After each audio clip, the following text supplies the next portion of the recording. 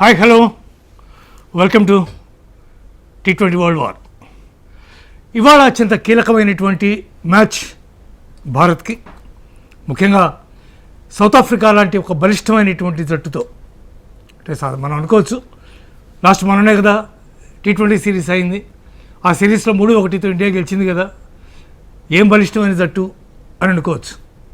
కానీ ఒక world cup లాంటి టోర్నమెంట్ ఆడుతున్నప్పుడు ప్రతి జట్టు కూడా చాలా important, including Zimbabwe, Sri Lanka. Zimbabwe Sri Lanka మీద ఎట్లా గెలిచిందో మనం చూసాం, జింబాబ్వే ఆస్ట్రేలియా మీద ఎలా గెలిచిందో మనం చూసాం. అందువల్ల చాలా ఇంట్రెస్టింగ్గా ఉండేటటువంటి మ్యాచ్. అందులో నరేంద్ర మోడీ స్టేడియంలో, చాలా పెద్ద స్టేడియం, వికెట్ స్పిన్నర్స్కి అనుకూలించేటటువంటి పరిస్థితి ఉంది కొంతవరకు. అటువంటి నేపథ్యంలో జరుగుతున్నటువంటి కీలకమైనటువంటి మ్యాచ్ ఇది. ఈ మ్యాచ్లో విజయం సాధించినటువంటి టీంకి న్యాచురల్గా కొంత ప్రత్యేకమైనటువంటి జోష్ వచ్చేస్తుంది ఆటోమేటిక్గా, ఫస్ట్ మ్యాచ్లో గెలిచారు కాబట్టి. అట్లాంటి నేపథ్యంలో జరుగుతున్నటువంటి మ్యాచ్. ఈ మ్యాచ్కి సంబంధించి మనతో మాట్లాడడానికి ఫణిరాజ్ కుమార్, క్రికెట్ అనలిస్ట్, మనతో పాటు ఉన్నారు, నాతో పాటు స్టూడియోలో. ఎట్ ద సేమ్ టైం జూమ్లో మంజుల కిషోర్, మీకు పరిచితురాలే, cricket player, women cricket player, at the same time coach, administrator, ఆవిడ కూడా జాయిన్ అవుతున్నారు. అట్లాగే ప్రముఖ క్రికెట్ అనలిస్ట్ సుధీర్ మహావాది కూడా జాయిన్ అయ్యేటటువంటి అవకాశం ఉంది. సరే, ముందుగా ఫణిరాజ్ కుమార్తో మనం స్టార్ట్ చేద్దాం. రాజుగారు, దీన్ని ఎట్లా, ఈ match south Africa versus India, ఈ మ్యాచ్ ఫలితం ఎట్లా ఉండనివ్వండి, మ్యాచ్ ఎలా సాగబోతోందని మీరు అనుకుంటున్నారు? శివప్రసాద్ గారు నమస్తే. యాక్చువల్లీ రెండు టఫ్ టీమ్స్, రెండు కూడా అజేయంగా నిలిచినాయి, 4 మ్యాచ్లు గెలిచి లీగ్ మ్యాచెస్లో. బట్ ఏ మ్యాచ్కి ఆ మ్యాచ్ చాలా ఇంపార్టెంట్. ఆన్ పేపర్ చూస్తే, హిస్టారికల్గా చూస్తే సౌత్ ఆఫ్రికా మీద మన డామినేషన్ చాలా క్లియర్గా ఉంది. బట్ ఏ మ్యాచ్, నేను అన్నట్టు ఏ మ్యాచ్కి ఆ మ్యాచే ఇంపార్టెంట్ కాబట్టి, ప్లస్ ప్రెషర్ కూడా హోమ్ క్రౌడ్ ముందు మనకు ఉంటుంది కొంత. But still man to man తీసుకున్నప్పుడు, వాళ్ళ 11 ప్లేయింగ్ 11 మన ప్లేయింగ్ 11 చూసుకున్నప్పుడు ఖచ్చితంగా ఎడ్జ్ అనేది ఇండియాకి ఉంది అని నేను ఫీల్ అవుతున్నాను. ఓకే, సౌత్ ఆఫ్రికన్ కోచ్ నిన్న మాట్లాడుతూ ప్రెస్ కాన్ఫరెన్స్లో ప్రెషర్ అంతా ఇండియా మీదే ఉంది, మా మీదేం లేదు, ఎందుకంటే already we last 3 matches in the T20 series.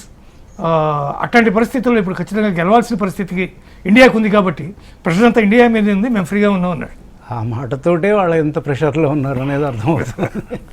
Actually pressure అనేది బోత్ టీమ్స్ సేమ్. ఎందుకంటే ఇప్పుడు సూపర్ 8కి వన్స్ రీచ్ అయిన తర్వాత సెమీఫైనల్కి పోయే మార్గంలో ఫస్ట్ టఫెస్ట్ అపోనెంట్ వాళ్ళకి మనకి వాళ్ళు. ఈ ఫస్ట్ మ్యాచ్ ఎవరైతే నెగ్గుతారో మేజర్ హర్డిల్ దాటినట్టే. ఈ నెగడంలో కూడా అంటే మన కాంబినేషన్ ఆఫ్ టీమ్ ఏదైతే ఉందో, దే ఆర్ రియల్ పెర్ఫార్మర్స్. మొత్తం 11 out of 11 they are match winners. ఇప్పుడు వాళ్ళల్లో ఏమన్నా కొన్ని లోపాలు ఉంటే ఉండవచ్చు, కాకపోతే వాళ్లకు అంటే మనం వాళ్ళ ఫేవర్లో మాట్లాడాలంటే గత 4 మ్యాచ్ల్లో 3 మ్యాచ్లు వాళ్ళు అదే స్టేడియంలో ఆడారు. So they know the pitch conditions or the stadium, అది ఎట్లా చేయాలి ఏంటి అనేది. సో అదొక అడ్వాంటేజ్ వాళ్ళకు ఉన్నప్పటికీ స్పిన్ డిపార్ట్మెంట్లో అంటే మనమే బలంగా ఉన్నాం, పేస్ బౌలింగ్ మనమే బలంగా ఉన్నాం, బ్యాటింగ్లో కూడా మనమే బలంగా ఉన్నాం. ఇప్పుడు టీమ్ కంపోజిషన్ కనుక ఒకసారి చూసినట్టయితే, సో అభిషేక్ శర్మ ఖచ్చితంగా ఈ మ్యాచ్లో ఆడుతున్నాడు, there is no doubt. Suryakumar Yadav నిన్న జరిగినటువంటి ప్రెస్ కాన్ఫరెన్స్లో చాలా స్పష్టంగా చెప్పాడు, అభిషేక్ శర్మ ఖచ్చితంగా ఆడతాడు అని పరోక్షంగా అందరికీ తెలియజేశాడు. పోయి అభిషేక్ శర్మని మద్దతుగా వెనకేసుకొచ్చినటువంటి బైట్స్ కూడా మనం చూసాం.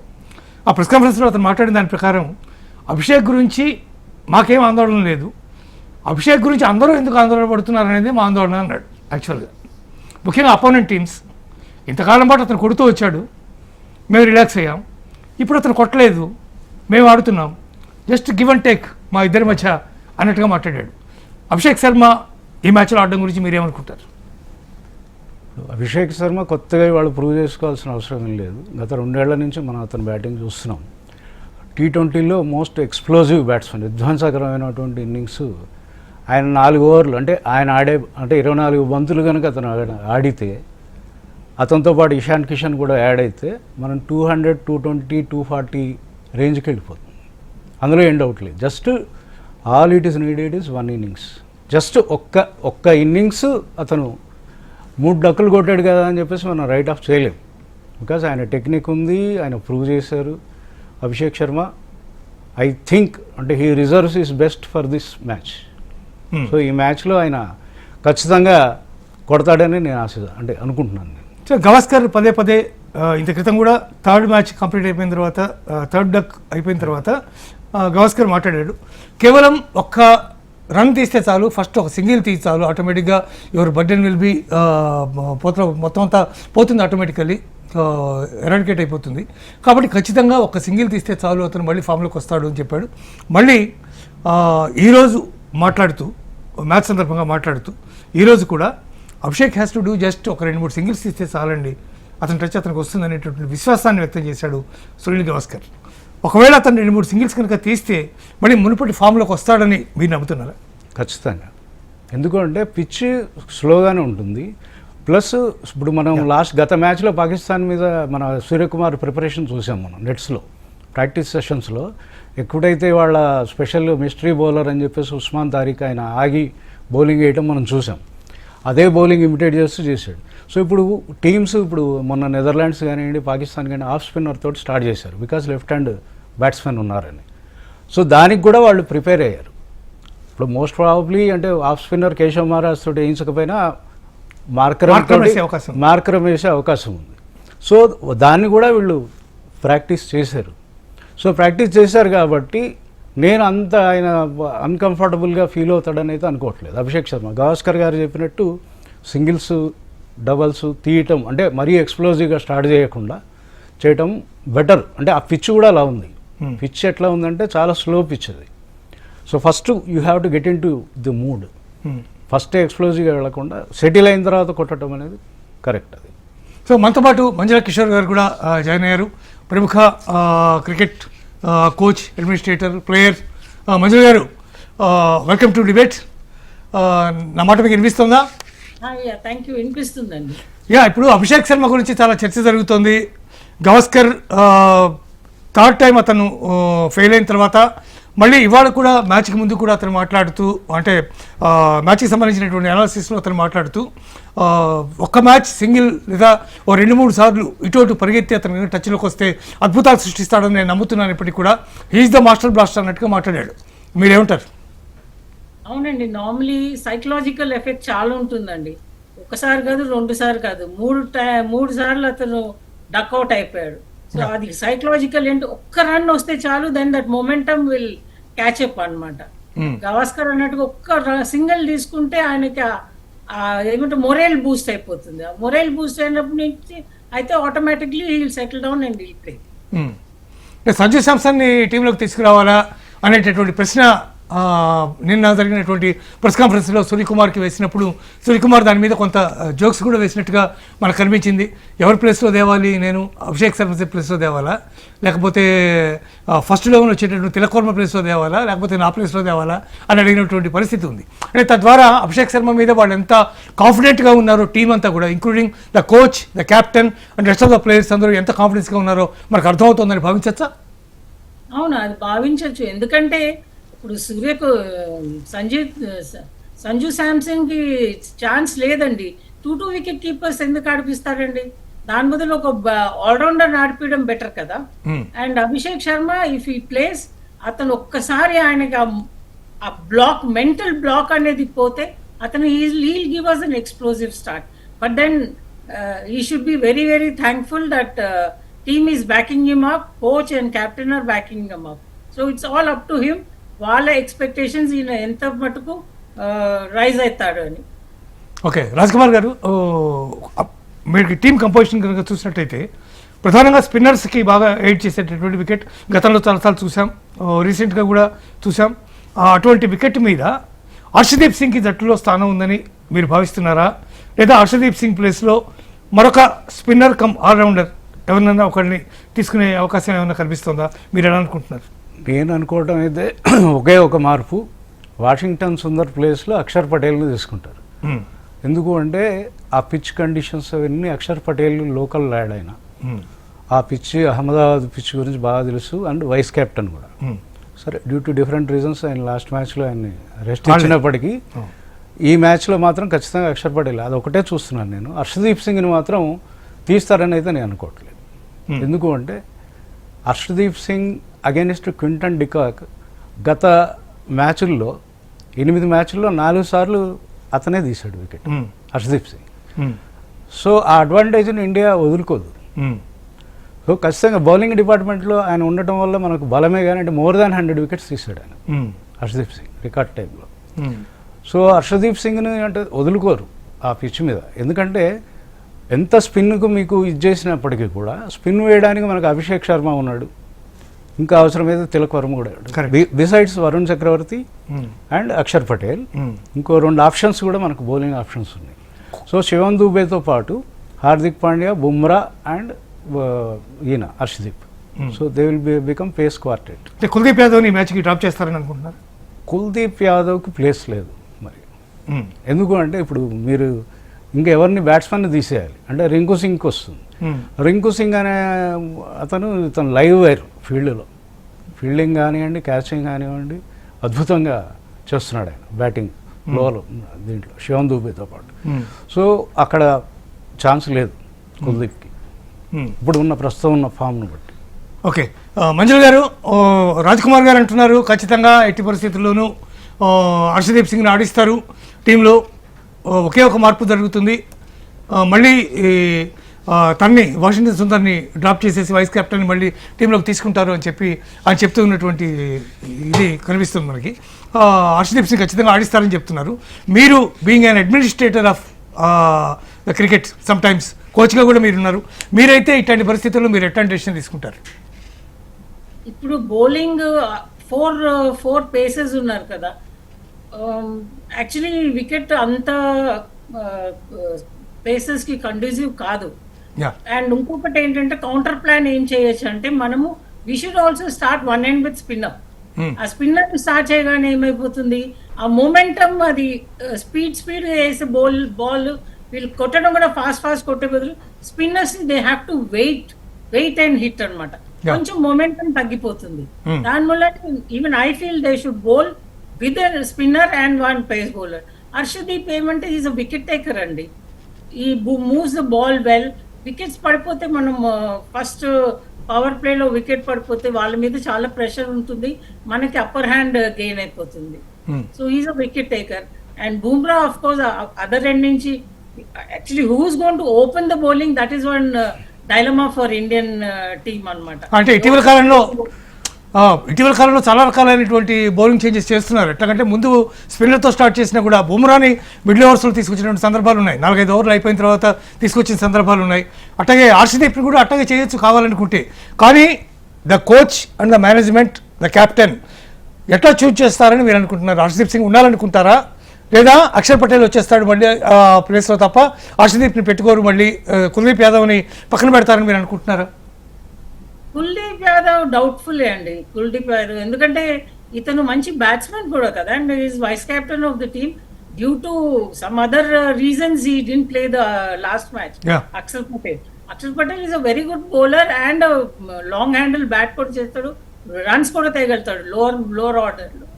హర్షదీప్ దే ఒక dilemma, whether it is worth playing with 4 pace bowlers. అది ఒకటే వాళ్ళ దే హ్యావ్ టు థింక్ అన్నమాట. అంటే ఆల్రెడీ హార్దిక్ పాండ్యా ఉన్నాడు, లేకపోతే శివన్ దూబే కూడా స్లో మీడియం పేస్ చేస్తాడు. 3 pace bowlers are there. Do we need 4th pace bowler? అది ఒక వాళ్ళు క్వశ్చన్ మార్క్ పెట్టుకోవాలన్నమాట. దాని బదులు ఇద్దరు స్పిన్నర్స్ ఉండి 3 పేస్ బౌలర్స్ ఉండి that is a better attack. 3+2. కాబట్టి హర్షదీప్ని అట్టు పెడతారని మీరు అనుకుంటున్నారు? నాకైతే అనిపిస్తుంది ఛాన్సెస్ ఈ may not have that many chances to play in the 11 today. Raj Kumar గారు, తిలక్ వర్మ చాలా అద్భుతమైనటువంటి ప్రాస్పెక్ట్స్ ఉన్నటువంటి ప్లేయర్గా విపరీతమైనటువంటి పేరు తెచ్చుకున్నాడు. తగ్గ మంచి అద్భుతమైనటువంటి ఇన్నింగ్స్ కూడా ఆడాడు. నాట్ ఓన్లీ ఇన్ ఐపీఎల్, మిగిలినటువంటి భారతదేశానికి రిప్రజెంట్ చేస్తున్నప్పుడు కూడా ఏషియా కప్లో అతనే సింగిల్ హ్యాండెడ్గా గెలిపించాడు, దాదాపు మ్యాచ్ పోతుందనే పరిస్థితిలో. అంత గొప్ప క్యాలిబర్ ఉన్నటువంటి తిలక్ వర్మ ఈ టోర్నమెంట్కి వచ్చేసరికి ఎందుకో సడన్గా నాట్ మోర్ దాన్ 25-30 రన్స్ కంటే కొట్టలేనటువంటి పరిస్థితి వస్తుంది. So what will be the reason? The ప్రెషరా, లేకపోతే వేగంగా పరుగులు తీయాలనేటటువంటి ఒక ప్రయత్నంలో అవుట్ అయిపోవడమా, లేదా తను 1 డౌన్ వస్తున్నాడు, తను యాక్చువల్గా 1 డౌన్ సూర్యకుమార్ వస్తాడు, 2 డౌన్ తిలక్ వర్మ వస్తాడు మామూలుగా. ఆ డౌన్ మార్పిడి ఏమైనా అతని మీద ఏమైనా ప్రభావం చేసిందని మీరు అనుకుంటున్నారు? 7 డౌన్లో 1 డౌన్ 2 డౌన్లో పెద్ద తేడా ఏమి ఉండదు, కానీ తిలక్ వర్మ ఏంటంటే ఆయనకి ఇచ్చిన రోల్ను బట్టి ఆయన ఆడుతున్నాడు. ఇప్పుడు మొన్న మ్యాచ్లో ఇషాన్ కిషన్ పాకిస్తాన్ మీద దుమ్ము దులిపేటప్పుడు ఆ 6 ఓవర్లలో ఆయనకు 1 బాల్ వచ్చింది, 1 బాల్ 2 బాల్స్ ప్లే అంటే అసలు ఆడడానికే ఛాన్స్. సో ఆ 2 బాల్స్లో ఆయన పెద్ద ప్రూవ్ చేసుకోవడానికి ఏం లేదు. తర్వాత ఎప్పుడైతే ఇషాన్ కిషన్ అవుట్ అయిపోయాడు, ఇషాన్ కిషన్ అవుట్ అయిన తర్వాత అప్పుడున్న టీం రిక్వైర్మెంట్ని బట్టి మేనేజ్మెంట్ చెప్పిన దాన్ని బట్టి అతను స్లోగానే ఆడాడు.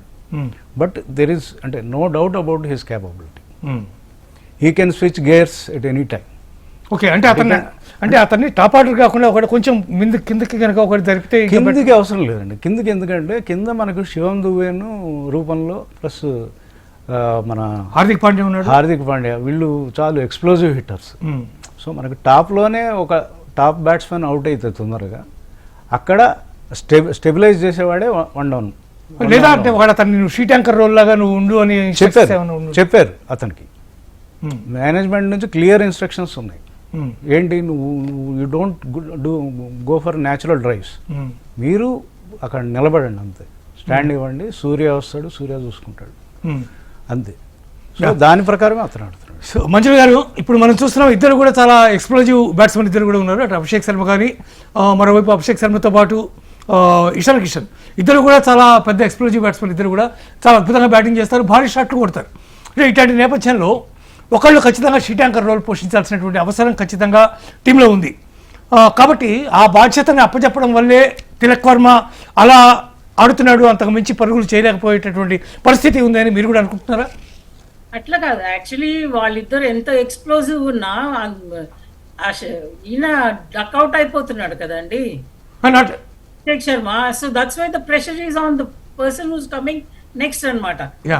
పవర్ ప్లేలో the more number of wickets you lose, చాలా డిసడ్వాంటేజ్ ఉంటుంది బ్యాటింగ్ సైడ్ కి. That's the reason why Tilak Varma is playing sheet anchor or is holding 1 end up అన్నమాట. ఇటువైపు నుంచి ఇషాన్ కిషన్ కొట్టినా కూడా because of lack of good opening stand Tilak Varma మీద ఆ రోల్, ఆ రెస్పాన్సిబిలిటీ పెట్టవలసి వస్తుంది టీంకి. ఇప్పుడు సూర్యకుమార్ని తీసుకోండి, తర్వాత 2 డౌన్లో సూర్యకుమార్ యాదవ్ వస్తున్నాడు కెప్టెన్.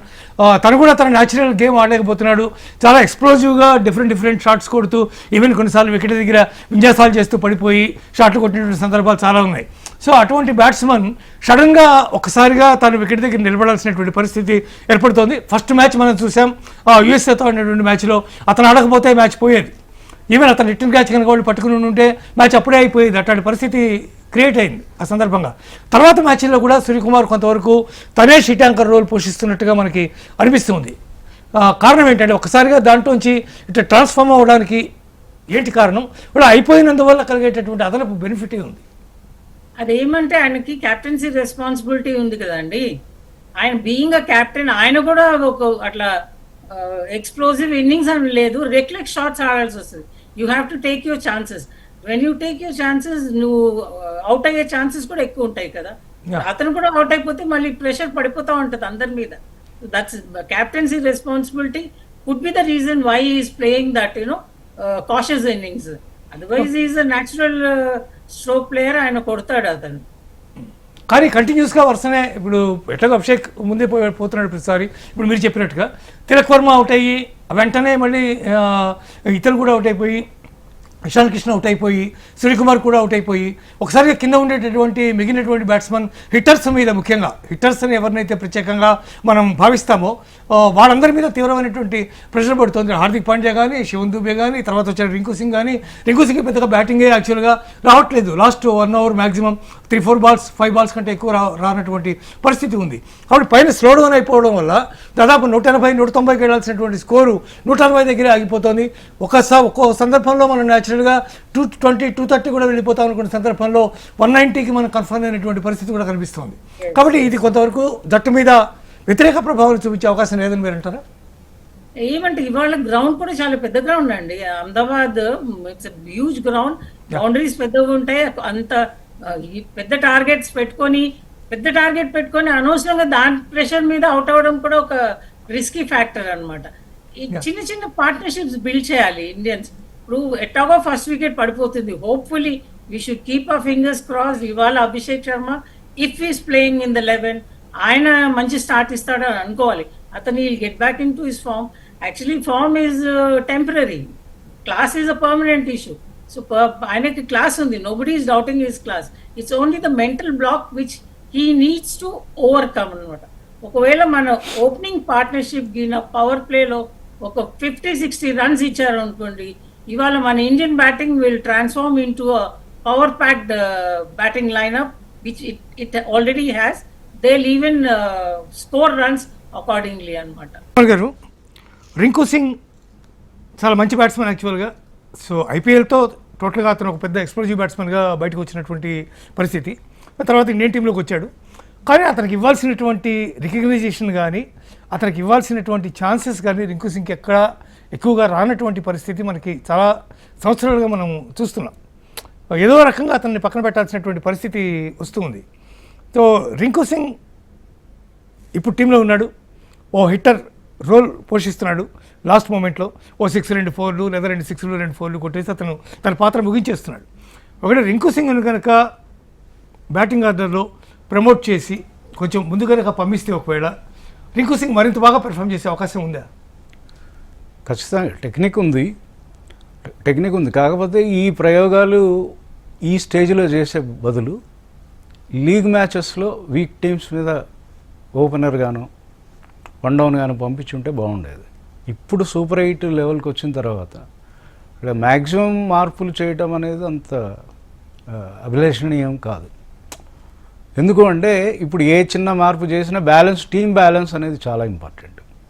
లాస్ట్లో వచ్చిన ఇప్పుడు అలాంటి మరి ఇషాన్ కిషన్ 2 ఏళ్ల దాకా ఆయనకు ఛాన్సే రాదు. బికాజ్ అదొక స్వీట్ ఛాలెంజ్ అయిపోయింది. ఇండియాలో టాలెంట్ ఎంత ఎక్కువ ఉందంటే ఈవెన్ సంజు శాంసన్, శుభ్మన్ గిల్ లాంటి వాళ్ళని పక్కకు పెట్టాల్సి వస్తుంది. So that is a sweet challenge. అంటే అది ఇబ్బందికరమైనప్పటికీ కొంతమందిని పక్కకు పెట్టడం తప్పదు. ఇప్పుడు దూబే, హార్దిక్ పాండ్యా ఎక్కడైతే అక్కడ ఫీల్ చేస్తున్నారో, రింకు సింగ్ దాకా వచ్చేసరికి మరి మీరు అన్నట్టు 1 ఓవర్ 2 ఓవర్లు మిగులుతున్నాయి. సో అందరూ కూడా నాన్ స్ట్రైకర్ ఎండ్లో ఉండిపోవడం ఇక ఇబ్బందులు. అట్లాంటి వరల్డ్ కప్లో విన్నింగ్ షాట్ కొట్టాడు, అది ఒకటే బాల్ వచ్చింది, ఆ ఒక బాల్ 4 కొట్టి గెలిపించాడు. సో మనం ఏం చెప్పలేము. అది ఆయన విష్ కూడా స్టార్టింగ్లోనే రాశాడు, మీకు గుర్తుంటే ఏషియా కప్లో ఆయన విష్ కూడా రాసింది అదే, నేను నా విన్నింగ్ షాట్ తోటి గెలవాలి అన్నాడు. సో అలాగే జరిగింది. కానీ సరే టాలెంట్ ఉంది, ఛాన్సెస్ ఇస్తున్నారు, ఛాన్సెస్ వస్తున్నాయి. ఆయన ఆ ప్లేస్లో అది సిమెంట్ చేసుకోవడానికి అతను ట్రై చేయాలి. సపోజ్ ఒక 5-6 వికెట్లు గబగబా పడిపోయినాయి అనుకోండి, దెన్ అప్పుడు మనం ఆయన ట్రూ టాలెంట్ అనేది బయటకు వస్తుంది. మంజుల గారు, ముఖ్యంగా పైనుంచి మనం బ్యాటింగ్ ఆర్డర్ కనుక మనం చూసుకుంటే 1 2 3 4 4th దగ్గర నుంచి మొత్తం అంతా కూడా ఆల్మోస్ట్ హిట్టర్లే ఉన్నటువంటి పరిస్థితి చాలా స్పష్టంగా కనిపిస్తుంది. పైన కనుక ఒకవేళ సూర్యకుమార్ లేదా తర్వాత హార్దిక్ పాండ్యా లేదా ఆ తర్వాత శివన్ దూబే కనుక ఒకవేళ ఫెయిల్ అయితే రింకు సింగ్ ఆ బాధ్యతను ఎత్తినేసుకుని స్కోర్ని కనీసం మినిమం 160 ఆ ప్రాంతానికి తీసుకెళ్ళేటువంటి కెపాసిటీ ఉన్నటువంటి బ్యాట్స్మెన్ అని మీరు నమ్ముతున్నారా? ఉంది, ఆయనకి ఎబిలిటీ అయితే ఉంది, లేదని కాదు. మీరు అన్నట్టుగా అతనికి ఛాన్సెస్ రావట్లేదు. ఆయనకి చాలా లో బ్యాటింగ్ ఆర్డర్లో ఉన్న వాళ్ళకి చాలా తక్కువ బాల్స్ దొరుకుతున్నాయి. Actually Rinku Singh more than study innings ఆడే బదులుకి ఆయన ఇంపాక్ట్ ప్లేయర్ అండి. ఆయనకు వచ్చిన ఒక 2-3 బాల్స్లో కూడా 4లు 6s కొడితే చాలు, ఈ మేకప్ ఈక్వేషన్ మేకప్ అయిపోతుంది. మనది ఏమంటే టాప్ ఆర్డర్లో టాప్ 3 కొంచెము డైసీగా ఉన్నది. Top 2 more than 3 it is top 2 opening bat because Abhishek Sharma is not giving us a good start. The whole thing is moving on అనమాట.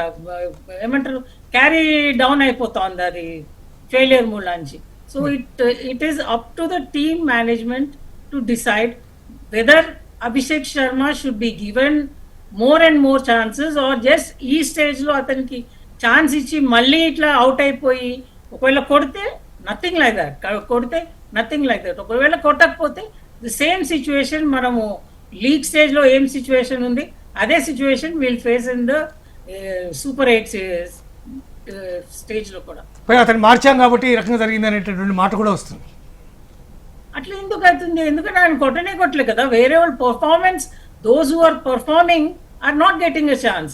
The man who is not performing is being persisted with. That shows little ఏమంటారు, I don't want to use a strong word like favouritism, కానీ preferential treatment ఉంటుంది అనిపిస్తుంది. ఎవరైతే perform చేస్తున్నారో వాళ్ళకి ఇవ్వాలి మీరు. And this is the stage where you need performance to go and play, not somebody కొడతాడు అనుకొని కూర్చోవడం తప్పు. But if is given a chance, I'm just hoping, is a youngster, ఆయన మంచి ఎక్స్ప్లోజివ్ బ్యాట్, ఆయన ఈ should utilize this chance to the maximum effect he can build up అనమాట. Yeah, bowling విభాగాన్ని కనుక తీసుకుంటే మీకు సో బుమ్రా ఎప్పుడు లేతలే, తను కొంత అనారోగ్యంతో ఉండి మధ్య మధ్యలో రెస్ట్ తీసుకుని మళ్ళీ కొన్ని మ్యాచ్లు ఆడి కొన్ని మ్యాచ్లు బ్రేక్ ఇచ్చి చేస్తున్నప్పటికీ కూడా బుమ్రాలో ఉండేటటువంటి ఆ న్యాచురల్ కెపాసిటీ అనేది ఇంకా తగ్గినట్టుగా మనకి కనిపించదు. ఎందుకంటే న్యాచురల్గా మనం చూసినటువంటి మ్యాచ్ల్లో పెర్ఫార్మెన్స్ చూస్తే డెఫినెట్గా is performing well, there is no doubt. Harshdeep Singh గురించి మనం ఆల్రెడీ మాట్లాడుకున్నాం. హార్దిక్ పాండ్యా ఖచ్చితంగా wicket taking bowler, breakthrough ఖచ్చితంగా వస్తుంది హార్దిక్ పాండ్యా వస్తే అనేటటువంటి నమ్మకం అక్కడ ఉంది. కానీ శివన్ దుబే బౌలింగ్ కనుక మనం తీసుకుంటే శివన్ దుబే ఎంతవరకు తన రోల్ని, అంటే బ్యాట్స్మెన్గా లాస్ట్ మ్యాచ్లో అతనే 66 కొట్టాడు కాబట్టి మనం గెలిచాం, లేకపోతే ఆ మ్యాచ్ కూడా చాలా ఇబ్బందికర పరిస్థితి మనకు వచ్చి ఉండేది, పోయిండేదని కూడా చెప్పవచ్చు వరకు చెప్పాలంటే. అట్లాంటిది శివన్ దుబే బౌలింగ్ విషయంలో శివన్ దుబే ఏమన్నా కొంత వెనకబడుతున్నాడని మీకు ఏమన్నా అనిపిస్తుందా? ఇట్ డిపెండ్స్ అండి. ఆయన అవసరం ఉంటే ఆయనకు బౌలింగ్ ఇస్తే ఆయన వేయగలుగుతాడు కదా, ఆయన కూడా వికెట్స్ తీసుకోగలుగుతాడు. ఏమంటే మన బ్యాటింగే ఇట్లా బ్రిటిల్ ఉన్నందుకు ప్రెషర్ బౌలర్స్ మీద కూడా పడుతోంది. ఒకవేళ మనం బ్యాటింగ్ చేసి తక్కువ రన్స్ కొడితే బౌలర్స్ మీద చాలా ప్రెషర్ ఉంటుంది కదా. Again Bumrah has to give us the breakthroughs, and Bumrah whether he'll open the bowling or he'll come after the power play, it all depends on the situation, prevailing situation అనమాట. Okay Raj Kumar garu, pace bowling okay, spin విభాగంలో మనం మిగిలినటువంటి spinners, మిగిలిన కంట్రీస్లో ఆడుతున్నటువంటి ప్రధానమైనటువంటి స్పిన్నర్స్ని కనుక మనం తీసుకుంటే ముఖ్యంగా శ్రీలంక కానీ, అసలంగా లేడనుకోండి కానీ శ్రీలంక కానీ, లేకపోతే మరోవైపు పాకిస్తాన్ స్పిన్ విభాగం కానీ, లేదా సౌత్ ఆఫ్రికన్ స్పిన్ విభాగం కానీ, న్యూజిలాండ్ ఐషోది నిన్న యాక్చువల్గా మ్యాచ్లో ఉన్నాడు కానీ ఆడలేకపోయినాడు మ్యాచ్ రద్దు అవడం వల్ల, వాళ్ళందరితో కంపేర్ చేస్తే భారత స్పిన్ అటాక్ ఎలా ఉందని మీరు అనుకుంటున్నారు? భారత స్పిన్ అటాక్ మంచి వెరైటీ ఉందండి. అందులో వరుణ్ చక్రవర్తి నెంబర్ 1 T20 బౌలర్ స్పిన్ విభాగంలో. అండ్ ఇప్పటిదాకా అతన్ని సార్ట్అవుట్ చేయలేకపోయారు ఏ టీము కూడా. ఒక 4 కానీ ఒక 6 కానీ తినడానికి కూడా అతనేమి బాధపడ్డు. And the very next moment he will produce a brilliant delivery. Same case with Akshar Patel. Akshar Patel రెగ్యులర్గా బ్రేక్స్ ఇస్తాడు. ఎంత మంచి బౌలర్ అంటే అతను భయపడ్డు 6లకి 4లకి ఏమన్నా కొట్టి, అంటే అవతల బ్యాట్స్మెన్ కొడతాడా నన్ను, ఫ్లైట్ ఇస్తాడు, స్పీడ్ వేరియేషన్స్ ఉంటాయి, చాలా వేరియేషన్స్ ఉన్న బౌలర్లు అక్షర్ పటేల్. కుల్దీప్ యాదవ్ కూడా అలాగే ఉండేవాడు. కాకపోతే ఇప్పుడున్న ఈ మ్యాచ్ కండిషన్స్లో అంటే ఐ డోంట్ ఫీల్ అంటే కుల్దీప్, బట్ మన స్పిన్ డిపార్ట్మెంట్ మాత్రం చాలా బాగానే ఉంది. అంటే వేరే వాళ్ళతో కంపేర్ చేస్తే మనం ఏం తక్కువే లేదు. పర్టికులర్లీ సౌత్ ఆఫ్రికా మీద చూస్తే మనమే బలంగా ఉన్నట్టు లెక్క స్పిన్ డిపార్ట్మెంట్. అంటే మార్కరం వేస్తాడు అక్కడి నుంచి, లేకపోతే మార్కరం ఖచ్చితంగా వేస్తాడండి. ఎందుకంటే లెఫ్ట్ హ్యాండర్స్ ఉన్నారు కాబట్టి ఆ స్పిన్నర్ తోటే మొదలెడతారు వాళ్ళు. Because they have seen Pakistan ఏం చేసింది, నెక్స్ట్ నెదర్లాండ్స్ మన మీద ఏం చేసింది, ఆ స్పిన్నర్ తోటి మొదలెట్టారు and they got success in the very first over. So ఈ మ్యాచ్లో కూడా అంటే మార్కరం తోటే వేయిస్తారేమో. అంటే ఒకవేళ టాస్ కూడా అంటే మరి టాస్కు పెద్ద వాల్యూ లేదన్నాడు సూర్యకుమార్ కానీ, బట్ టాస్ గెలిస్తే అంటే నా ఒపీనియన్లో మరి మేడం ఏమంటారో తెలియదు కానీ చేజింగే తీసుకుంటారనేది అంటే నేను భావిస్తున్నాను. ఎందుకంటే అండర్ లైట్స్ బ్యాటింగ్ అనేది కొంత ఈజీ అవుతుంది ఫస్ట్ బ్యాటింగ్ కంటే కూడా. That is what I feel. Okay, ఇక్కడ వరకు అంటే అన్ని డిపార్ట్మెంట్స్ ఆల్మోస్ట్ మనకి పర్ఫెక్ట్గా ఉన్నాయని మనం మాట్లాడుకుంటున్నాం. అయితే వికెట్ కీపింగ్ విషయంలో కొన్ని డౌట్స్ ఉన్నాయి. మంజుల గారు, వికెట్ కీపింగ్ విషయంలో చాలా డౌట్స్ ఉన్నాయి. Sanju Samson is a better wicket keeper than Ishan Kishan అనేది ప్రధానమైనటువంటి వాదన. అంటే మన గతంలో కూడా రాహుల్ ద్రవిడ్ వికెట్ కీపింగ్ చేసిన సందర్భాలు మనం చూసాం. సో అలాగే తర్వాత వచ్చిన వాళ్ళలో కేఎల్ రాహుల్ వికెట్ కీపింగ్ చేసినటువంటి సందర్భాలు మనం చూసాం. అక్కడ బ్యాటింగ్కే ఎక్కువ ఇంపార్టెన్స్ ఇచ్చి బ్యాట్స్మెన్ వికెట్ కీపర్గా తీసుకున్నటువంటి సందర్భాలు మనకి చాలా ఉన్నాయి.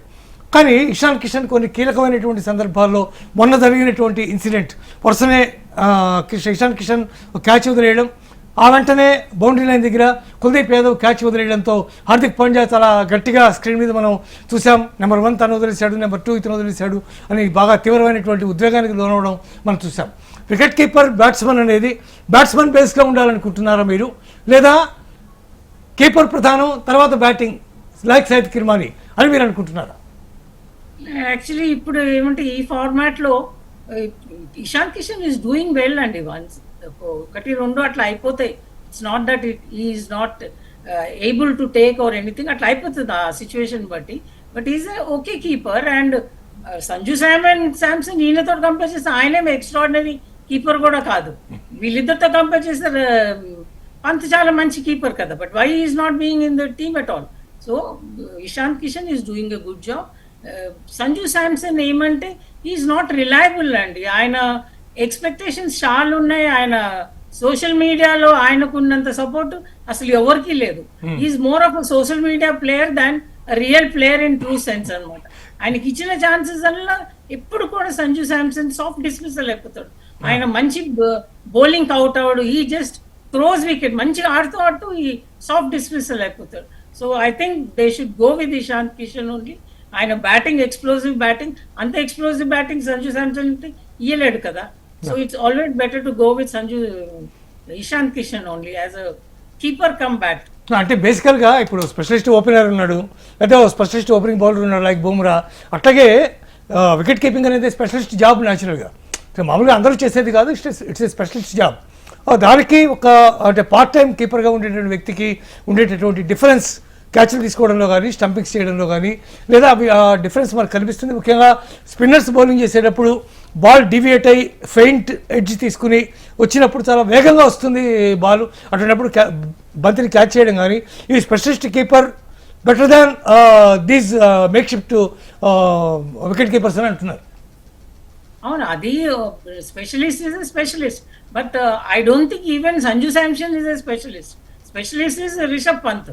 వీళ్ళిద్దరు కూడా మేక్ షిఫ్ట్ కీపర్స్ నా ఉద్దేశంలో. I don't see much difference between the two of them. It just happen that Ishan Kishan didn't do a very good job on that particular day. No. Otherwise, Sanju Samson is not one notch above Ishan Kishan. I personally feel. Others may have a different opinion. But team management is believing having makeshift keepers do the job and depending on them as batsmen. Okay, fielding విభాగానికి వస్తే రాజ్కుమార్ గారు, fielding చాలా ఇబ్బందికరంగా ఉన్నట్టుగా కనిపిస్తుంది చాలా సందర్భాల్లో. Major మంచి ప్లేయర్స్ కూడా ఇంక్లూడింగ్, సరే అతనంటే ఎప్పుడు మనం ఏదో కుల్దీప్ని పెద్ద ఫీల్డర్గా మనం ఎప్పుడు కూడా తీసుకోం, కానీ కుల్దీప్ అద్భుతమైనటువంటి క్యాచ్లు తీసుకున్న సందర్భాలు కూడా ఉన్నాయి కొన్ని. కానీ కుల్దీప్ పెద్ద గొప్ప ఫీల్డర్గా ఇప్పుడు పరిగణించబడలేదు. తిలక్ వర్మ లేకపోతే శివన్ దుబే ఇట్లాంటి వాళ్ళందరూ కూడా వాళ్ళు మంచి ఫీల్డర్గా వాళ్ళని పరిగణిస్తున్నాం. ఫీల్డింగ్ విభాగంలో ఎందుకో ఎక్కడో క్యాచెస్ తీసుకోవడంలో లేదా డైవ్ చేసి బంతుల్ని ఆపడంలో ఎక్కడో చిన్న తేడా కనిపిస్తున్నటువంటి అభిప్రాయం ఉంది. మీరేమంటారు? ఖచ్చితంగా ఇండియా ఏదైనా డిపార్ట్మెంట్లో అంటే మొత్తం ఓవరాల్ మ్యాచ్ సినేరియోలో ఏదైనా డెవలప్ చేసుకోవాలి అంటే మాత్రం ఫీల్డింగే. ఎందుకంటే క్యాచ్లు వదిలేయటమే కాదు, రన్స్ వదిలేయటమే కాదు, చాలా ఇబ్బందికరమైన వాతావరణం క్రియేట్ అవుతుంది దానివల్ల. పోనీ ఆ క్యాచ్లు ఏమైనా పట్టలేని క్యాచ్లు అంటే ఇంటర్నేషనల్ లెవెల్లో అవి పట్టాల్సిందేనండి. మన వాళ్ళు వదిలేసినంటే ఈ లీగ్ మ్యాచ్ల్లో వదిలేసిన క్యాచ్లు అంటే మన పర్సంటేజ్ ఎంత ఉందంటే బిలో 70%. ఐర్లాండ్ తర్వాత అంటే వరస్ట్ రికార్డ్ అది. ఐర్లాండ్ తర్వాత worst team in catching and fielding అంటే మనమే. సో ఆ డిపార్ట్మెంట్లో ఖచ్చితంగా మనం మెరుగుపరుచుకోవాల్సిన అవసరం చాలా. ఎందుకు భారత జట్టు మేనేజ్మెంట్ కానీ లేకపోతే కోచ్ కానీ దీని మీద ఎక్కువ కాన్సన్ట్రేట్ చేయట్లేదు? చేయాలండి. ఎందుకంటే ఇప్పుడు మనం బ్యాటింగ్ స్ట్రెంగ్త్ తోటి బుల్డోజ్ చేసేసి గెలిచేస్తున్నాం. లేదా బుమ్రా, వరుణ్ చక్రవర్తి, హార్దిక్ పాండ్యా వీళ్ళ బౌలింగ్ ప్రతిభతోటి గెలుస్తున్నాం. కానీ సౌత్ ఆఫ్రికా లాంటి టీం మీద అండ్ సౌత్ ఆఫ్రికా ఫీల్డింగ్ ఎలా ఉంటుందో మనకు అందరికీ తెలుసు. మొత్తం 11 మంది పాదరసలు, ఇంక్లూడింగ్ రబాడా లాంటి ఫాస్ట్ బౌలర్, అంత సీనియర్ ఫాస్ట్ బౌలర్ కూడా డైవ్లు కొడతాడు బౌండరీల దగ్గర. సో ఇప్పుడు మన వాళ్ళు ఏది అంటే అంటే నేను అనుకుంటున్నా ఈ మ్యాచ్లు చూసిన తర్వాత మరి హెడ్ కోచ్ కానివ్వండి, ఫీల్డింగ్ కోచ్ కానివ్వండి, ఖచ్చితంగా బ్రీఫింగ్ ఇచ్చే ఉంటారు. దాని దగ్గర అంటే ఫిట్నెస్ తోటే ఉన్నారు అందరూ కూడా. ఇప్పుడు ఎవరు కూడా ఇప్పుడు ఫిట్నెస్ లేకుండా ఎవరు లేరు. ఇప్పుడు హార్దిక్ పాండ్యా మనం గాయం నుంచి బయటకు వచ్చిన తర్వాత చాలా fitness, except Rinku Singh and Hardik Pandya. ఇంకా మిగతా వాళ్ళు ఎవరు కూడా ఫీల్డ్లో చురుగ్గా కదులుతున్నట్టుగా అనిపించట్లేదు. వరుణ్ చక్రవర్తిని మనం క్షమించి వదిలేయాలి. Because is a master class spinner and you cannot hide him anywhere. మీరు ఫీల్డ్లో దాచిపెట్టలేరు, ఎక్కడో ఒకటి ఉంచాల్సిందే. ఇక ఆయన అంతే. ఎక్సెప్ట్ వరుణ్ చక్రవర్తి ఒక్కడికి వదిలేస్తే మిగతా వాళ్ళు కూడా అంటే they have to pull up their socks. Otherwise చాలా కష్టం. క్లోజ్ మ్యాచెస్లో it makes lot of difference. Varun చక్రవర్తిని ఇన్నర్ సర్కిల్లో ఎక్కడన్నా అక్కడ పెట్టుకుని ఇన్నర్ సర్కిల్లో పెట్టినా కూడా క్యాచ్లు వదిలేస్తే కష్టం అవుతుంది. మంజుల గారు, ఈ ఫీల్డింగ్ విభాగంలో మనకి ఇంత క్రితం అంటే గతంలో అంటే ఈ కొత్త కోచ్ అండ్ కొత్త కోచింగ్ టీం రాకముందు మనకు ఉన్నటువంటి పరిస్థితి డిఫరెంట్గా ఉండేది. ఇప్పుడు ఉండే పరిస్థితి డిఫరెంట్గా ఉంది. అప్పుడు ఓన్లీ కాన్సన్ట్రేషన్ అంతా కూడా కేవలం రోహిత్ శర్మ మీద ఉండేది.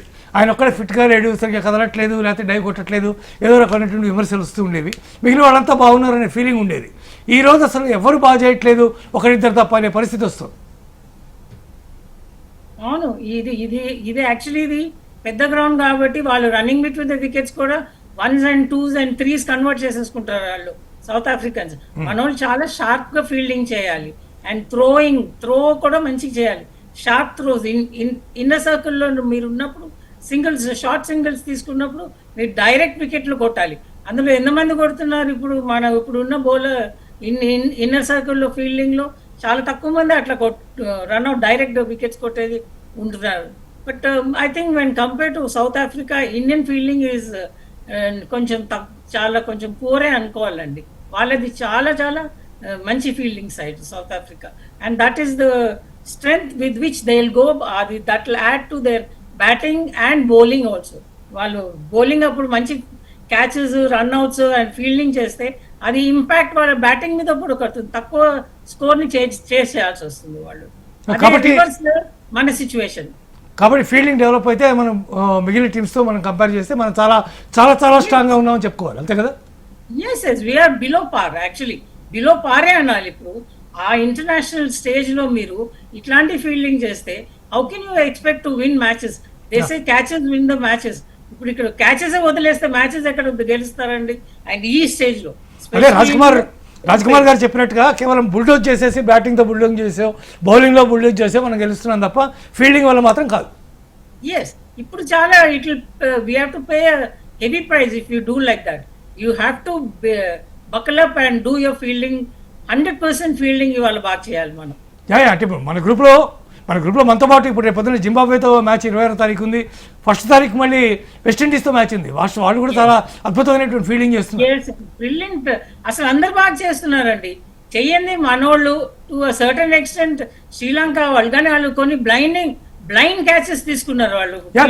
నిశంక తీసుకున్నాడు మన అద్భుతమైనటువంటి క్యాచ్ తీసుకుని such brilliant catch, unbelievable catch అనమాట. మనోళ్ళు ఒక్కటి కూడా అట్లాంటి క్యాచ్ తీసుకుంది ఈ ఎంటైర్ టోర్నమెంట్ లో ఇప్పుడు దాకా నేను చూసింది లేదు. ఓకే, సరే. లేకపోతే రాజ్ కుమార్ గారు, సౌత్ ఆఫ్రికా బ్యాటింగ్ లైనప్ కనుక తీసుకుంటే మార్క్రమ్ అద్భుతమైనటువంటి ఫామ్లో ఉన్నాడు, ఓపెన్ చేస్తున్నాడు. సో మరోవైపు క్వింటన్ డికాక్ అద్భుతమైనటువంటి బ్యాట్, మహాద్భుతమైన ఫామ్లో ఉన్నాడు. అంటే పెద్దగా ఈ టోర్నమెంట్లో ఎక్కువ స్కోర్లు పెద్దగా కొట్టలేదు కానీ బట్ తను ఒక్కసారి కనుక 25-30 దాటితే మాత్రం ఆ తర్వాత అన్స్టాపబుల్ హీస్. అట్టగే దాని తర్వాత వచ్చేటటువంటి బ్యాటింగ్ లైనప్ కూడా చాలా అద్భుతంగా ఉన్నట్టుగా కనిపిస్తుంది. ఇండియా బ్యాటింగ్ లైనప్తో కంపేర్ చేస్తే సౌత్ ఆఫ్రికా బ్యాటింగ్ లైనప్ ఎలా ఉందని మీరు అనుకుంటున్నారు? దాదాపు సమానంగానే ఉంటుంది. జస్ట్ గివ్ మోర్ 5% అటు ఇటు.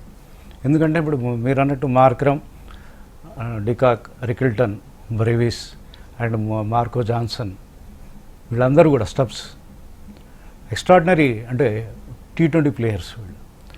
సో వీళ్ళకి ఏంటంటే నేను ఇందాక చెప్పినట్టు హర్షదీప్ వర్సెస్ డికాక్, వరుణ్ చక్రవర్తి వర్సెస్ ఈయన మార్క్రమ్.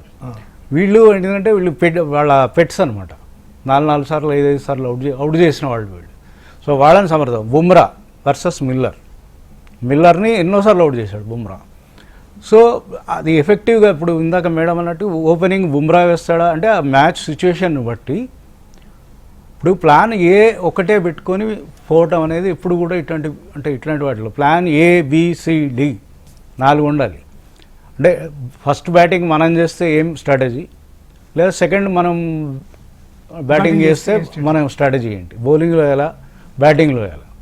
సో దాన్ని బట్టే డిసైడ్ అవుతుంది.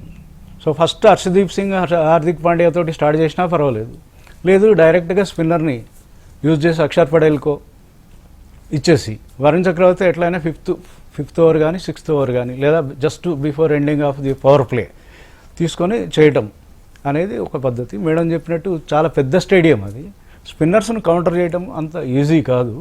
బట్ స్టిల్ వాళ్ళు అంటే Miller is on any given day is a match winner. Stubbs, Marco Jansen బౌలింగ్లో బ్యాటింగ్లో విపరీతమైన ఫామ్లో ఉన్నాడు. He has learned new tricks in his bowling, extraordinary చేస్తున్నాడు. So these are the players, all these players are to be watched. రీసెంట్గా ఇప్పుడు మనం జరిగినటువంటి గ్రూప్ మ్యాచెస్లో బుమ్రా చివరిలో ఒకసారిగా తానే ఓపెనింగ్ బౌలర్గా వచ్చినటువంటి సందర్భాన్ని మనం చూసాం. అంటే సడన్ చేంజ్, అంత క్రితం ఉన్నదానికి ఇది ఒకసారిగా మారింది. భారత జట్టు యొక్క అంటే మేనేజ్మెంట్ లేదా కోచ్ దీని గురించి ప్రత్యేకంగా బుమ్రాయే ఓపెన్ చేయాలని నిర్ణయం తీసుకున్నారు అనేది ఇంకా స్పష్టంగా తెలియదు. ఇవాళ మ్యాచ్ చూస్తే కానీ మనకు తెలియదు. కానీ ఒకవేళ బుమ్రాయే ఓపెనింగ్ వస్తే ఒకవేళ ఎలా ఉంటుందని మీరు అనుకుంటున్నారు? నేను అనుకోవడం అంటే బుమ్రా అనేది డెఫినెట్గా ఒక సైకలాజికల్ ఫ్యాక్టర్ అవతల బ్యాట్స్మెన్ మీద ఉంటుంది. ఎందుకంటే మొన్న శామ్ అయూబ్ని అవుట్ చేసిన బాలు యార్కర్ అసలు 145 అంటే హీఈస్ గోయింగ్ అప్ టు 148 కూడా. He can bowl up to 145, 148 దాకా వేయగలడు. హీఈస్ జస్ట్ లేడ్ బ్యాక్గా వేస్తున్నాడు, 140, 138 అవే వేస్తున్నాడు. But he is capable of doing big మ్యాచెస్లో he is a big player and unplayable deliveries వేస్తాడు. బట్ స్టిల్ అతన్ని రిజర్వ్ చేస్తారు అనుకుంటున్నాను నేను. ఓపెనింగ్ ఇవ్వకపోవచ్చు అనుకుంటున్నాను ఈ మ్యాచ్లో, because they want to counter Miller, మధ్యలో స్టబ్స్ వీళ్ళ కోసం రిజర్వ్ చేస్తారేమో అని నేను అంటే నా పర్సనల్ ఫీలింగ్. వాళ్ళకి బాష్ కూడా ఉన్నాడు, వాళ్ళు ఆల్రౌండర్ మాత్రమే కాదు, వాళ్ళు అద్భుతమైనటువంటి బ్యాట్ కూడా బాష్.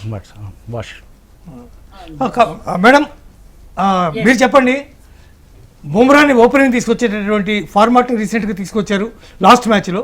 అందులో పాకిస్తాన్ మీద మీకు వాళ్ళ ఓపెనింగ్ బ్యాట్స్మెన్ సాయం మీద వేసినటువంటి బాల్, కనీసం బాల్ మనకి అంటే టీవీలో మనం చూస్తున్నప్పుడు బ్యాట్కి తగిలిందా ప్యాట్కి తగిలిందా అనే సందేహం మనకే కలిగింది. సో అంత బాల్ కనిపించలేదు యాక్చువల్గా. రాజ్ కుమార్ చెప్పినట్టుగా మోర్ దాన్ 145 to 148 మధ్యలో బాల్ పడ్డప్పుడు మనకు కూడా కనబడినటువంటి పరిస్థితి దాదాపు ఏర్పడింది. సో అదే కెపాసిటీతో వేసేటటువంటి బుమ్రాని ఇవాళ ఓపెనింగ్ తీసుకొస్తారని మీరు అనుకుంటున్నారా, లేదా మిడిల్ ఓవర్స్లో యూజ్ చేసుకుంటారని మీరు అనుకుంటున్నారు? నాకు అనిపిస్తుంది యాక్చువల్లీ బుమ్రా చాలా ఆయన యార్కర్ స్పెషలిస్ట్ అండి. ఆయన టో క్రషింగ్ బాల్ అంటారు. యార్కర్ ఎట్లా వేస్తాడంటే మీరు మీ కాళ్ళని కాపాడుకోవాల్సి వస్తుంది. ఆ కాళ్ళని కాపాడుకునేదానికి you take out your leg and that's how you get clean bowled. అందుకోసమే అతన్ని I feel he should not bowl, open చేయకూడదు అనిపిస్తుంది. ఆయనని ఉన్నాయే 4 overs, ఆ 4 oversలో మీరు ఆయన రన్స్ కంటైన్ చేయాలి, వికెట్స్ తీయాలి, డెడ్ ఎండ్లో మళ్ళీ ఆయననే రావాలి, డెత్లో ఆయనదే రావాలి. ఓపెనింగ్ మళ్ళీ 4 oversలో ఎన్నిసారి ఎన్ని స్పెల్స్ అని వేపిస్తారు. 1 స్పెల్ అయితే వేయించరు కదా, అట్లీస్ట్ మినిమం 2 overs స్పెల్ అనే వేయిస్తారు. So I think he should come first చేంజ్లోనే రావాలి. And personally I feel they should open with the spinner. ఎందుకంటే ఇట్స్ సైకలాజికల్ ఎడ్జ్ ఉంటుంది. వాళ్ళిద్దరు కూడా చాలా ఏమంటారు very firm strikers of the ball. And ball ఎంత ఫాస్ట్ వస్తే అంత ఫాస్ట్ కొడతారు వాళ్ళిద్దరు, Quinton de Kock and Markram is very good, footwork కూడా చాలా బాగుంది.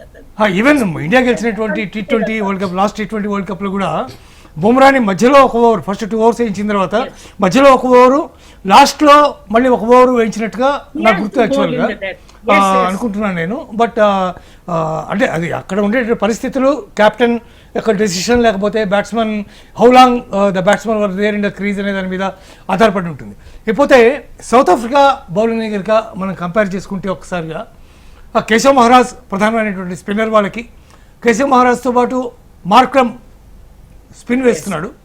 కాబట్టి ఎఫెక్టివ్గా కేశవ్ మహారాజ్ బౌలింగా లేకపోతే మార్క్రమ్ బౌలింగా అని కాకుండా భారత స్పిన్ విభాగంతో కంపేర్ చేస్తే ఇద్దరు ఇంపాక్ట్ ఎంతవరకు ఉండే అవకాశం ఉందని మీరు అనుకుంటున్నారు?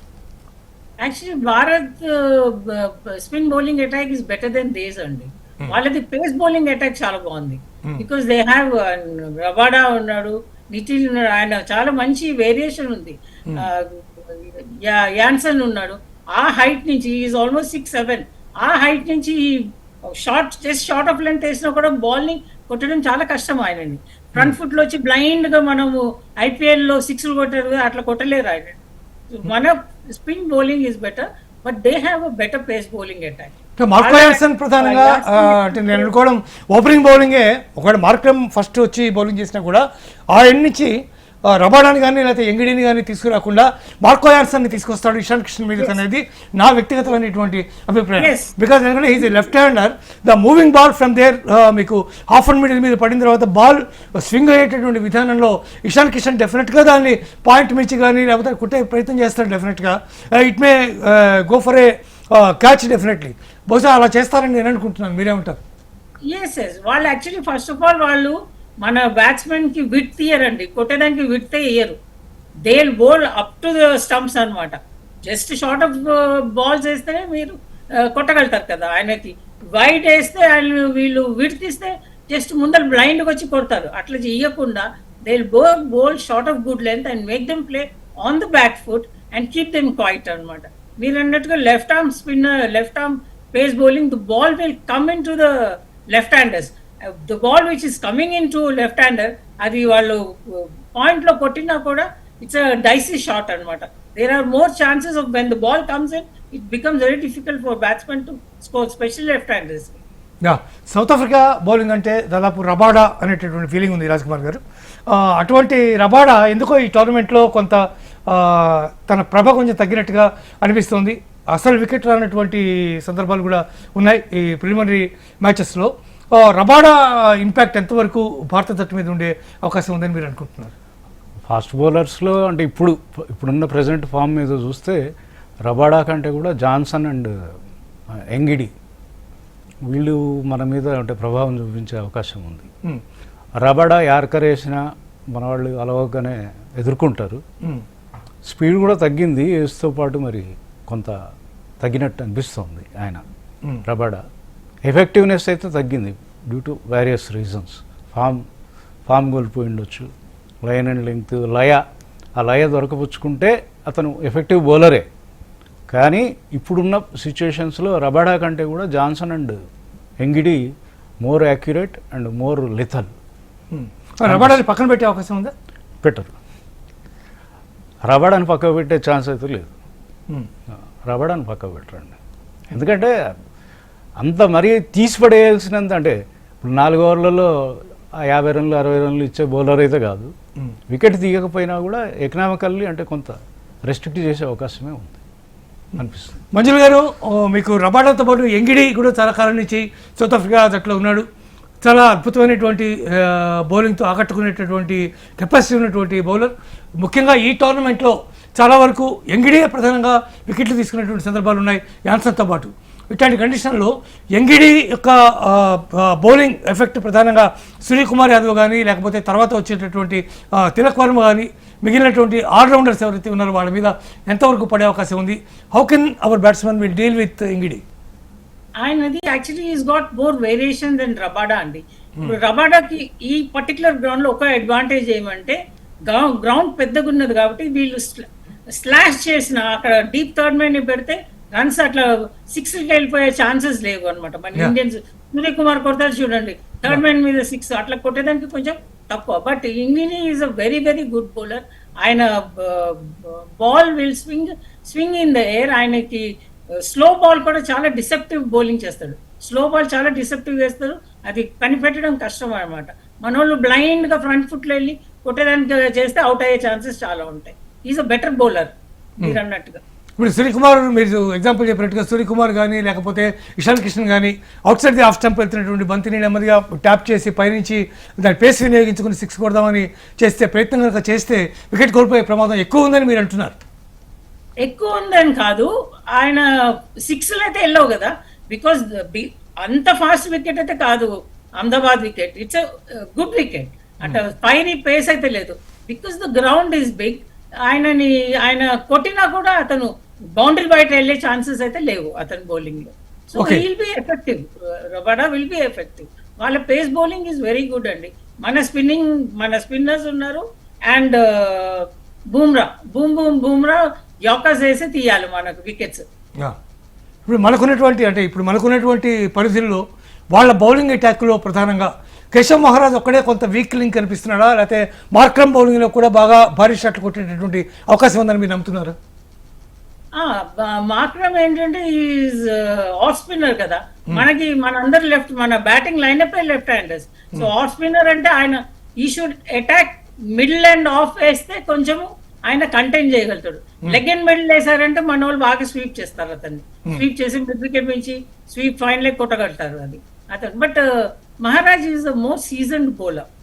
ఈ మార్క్రమ్ ఏంటంటే is more like utility cricketer. అవసరం ఉంటే బౌలింగ్ చేస్తాడు. Is not what you say 100% bowler. Maharaj is a better bowler. కానీ కేశవ్ మహారాజ్ ఫ్లైట్ కూడా చాలా చాలా డిఫరెంట్గా ఉంటుంది. చాలాసార్లు స్టంపింగ్ ఛాన్సెస్ ఎక్కువ వచ్చే అవకాశాలు కేశవ్ మహారాజ్ బౌలింగ్లో ఉంటాయని ప్రధానంగా మనకి ప్రూవ్ అయినటువంటి సత్యం. So how the batsmen has to deal Keshav Maharaj? ఇప్పుడు మనోళ్ళు they have to use their feet, they have to read him. It all depends on the situation అనమాట. ఫస్ట్ టైం 3 వికెట్లు పడిపోయాయంటే అతనికి అన్ని డిఫెన్స్ ఆడాల్సి వస్తుంది. So it all depends on what kind of start we get, how we build our innings. Is not an unplayable bowler. Maharaj is not an unplayable bowler. For that matter Markram కూడా is not an unplayable bowler. మన batting click అయితే we can బాగా ఆడొచ్చు, వాళ్ళిద్దరిని బాగా కొట్టచ్చు. రాజ్ కుమార్, మీరు చెప్పండి, ఇంత విశ్లేషణ మనం మాట్లాడుకున్నాం దానికి సంబంధించి. ఇవాళ మ్యాచ్ ఎవరు గెలిచే అవకాశం ఎక్కువ ఉంది పర్సంటేజ్ వైజ్ చూస్తే? భారతీయుడిగా మనం భారత జట్టు గెలవాలని న్యాచురల్గా మనం కోరుకుంటాం. మన లోపాలు ఎసెట్స్ రెండు కూడా మనం మాట్లాడుకున్నాం. కానీ అంటే బయాస్ కాకుండా నిజంగా మనం ఓపెన్గా ఒకవేళ మాట్లాడుకుంటే ఏ జట్టుకి ఎక్కువ విజయ అవకాశాలు ఉన్నాయని మీరు అనుకుంటున్నారు? భారత్కే 60% ఛాన్సెస్ ఉంది. Because of main batting strength తోటే అంటే మనం బలంగా ఉన్నాము స్పిన్ విభాగంలో కూడా. సో ఈ రెండు దీంతో పిచ్ కూడా, ఎందుకంటే చాలా బ్యాలెన్స్డ్ పిచ్ అండి అది. అదేమి బ్యాట్స్మెన్కి టోటల్ ఫేవర్ లేదు, బౌలర్కి కూడా టోటల్ ఫేవర్ పిచ్ కాదు. ఎందుకంటే ఐసీసీ ఆధ్వర్యంలో మరి మొన్న రీసెంట్గా జరిగిన 2 సిరీస్లో కూడా మనం 240, 220 చూసాం against New Zealand and against south Africa. మరి ఇప్పుడు ఎందుకు కొట్టట్లేదు అంటే ఇవి ఇండియా ప్రిపేర్ చేసిన పిచ్లు కాదు. అంటే ఇది ఐసీసీ ఆధ్వర్యంలో వాళ్ళ క్యూరేటర్స్, అంటే మన క్యూరేటర్సే ఉంటారు, వాళ్ళ ఆధ్వర్యంలో జరుగుతున్నది. బ్యాలెన్స్డ్ పిచ్లు తయారు చేస్తున్నారు. ఇన్ని మ్యాచ్లు చూసాం. సో అందుకే ఫస్ట్ స్టార్టింగ్లో మేడం చెప్పినట్టు, మేడం గారు ఒక మాట చెప్పారు, ఏమని 200, 250 కొడదామని వెళ్ళేసి వికెట్లు పోగొట్టుకుని ఆ ప్రెషర్ పెట్టుకోకూడదు. They should start with an aim 150 to 160 and they will get to 180, 190. That is sufficient. అది కొట్టగలుగుతారు మన వాళ్ళు. ఒకవేళ ఫస్ట్ బ్యాటింగ్ వస్తే we are capable of doing that 190. And ఇద్దరు కనుక కొడితే మాత్రం Ishan Kishan and Abhishek Sharma they started firing అంటే మాత్రం 220, 240 స్కై ఈజ్ ద లిమిటింగ్. వాళ్ళిద్దరు ఫైర్ అవుతాయి. కాకపోతే బ్యాలెన్స్డ్ పిచ్ ఉంది కాబట్టి అంటే మనం అంత స్కోర్లు అవుతాయని చెప్పేసి అనుకోవట్లేదు. ఎవరికి కూడా అంత అంటే బౌలరు అన్ప్లేయబుల్ బౌలర్స్ ఒక వరుణ్ చక్రవర్తి తప్ప 2 టీమ్స్లో, ఇంకా మిగతా ఎవరు కూడా అన్ప్లేయబుల్ బౌలర్ అని ఉన్నాడని అయితే నేను రీజనబుల్ స్కోర్ 180 ఆ ప్రాంతానికి వస్తే గెలిచే అవకాశాలు ఉంటాయి. ఎందుకంటే అది మళ్ళీ అగైన్ అంటే మేడం నాతోటి వివేచిస్తారో అంగీకరిస్తారో తెలియదు. సైకలాజికల్ గేమ్లో ఎప్పుడు కూడా సౌత్ ఆఫ్రికన్స్ ఆర్ చోకర్స్. ఇప్పుడు ఫస్ట్ బ్యాటింగ్ మనం చేసి 180, 190 కొట్టామనుకోండి, వాళ్ళు ఖచ్చితంగా చోక్ అవుతారు. That's what I feel. Manju గారు, మీరు చెప్పండి, ఇవాళ ఉన్నటువంటి కీలకమైనటువంటి మ్యాచ్ ఇది. ఎందుకంటే తర్వాత వెస్టిండీస్ కూడా మనకి స్ట్రాంగ్ అపోనెంట్, జింబాబ్వేని కూడా మనం తక్కువ తీసుకోవడానికి వీలేదు. అయినప్పటికీ కూడా south Africa is the toughest team in the group actually. కాబట్టి ఇట్లాంటి కండిషన్స్లో ఇవాళ మ్యాచ్ ఇండియా గెలిచే అవకాశాలు ఎంతవరకు ఉన్నాయని మీరు అనుకుంటున్నారు? యాక్చువల్లీ నాకు అనిపిస్తుంది ఇండియా టాస్ గెలిస్తే మనం బౌలింగ్ చేయడం బెటర్. కొంచెం వికెట్ ఫ్రెష్ ఉంటుంది.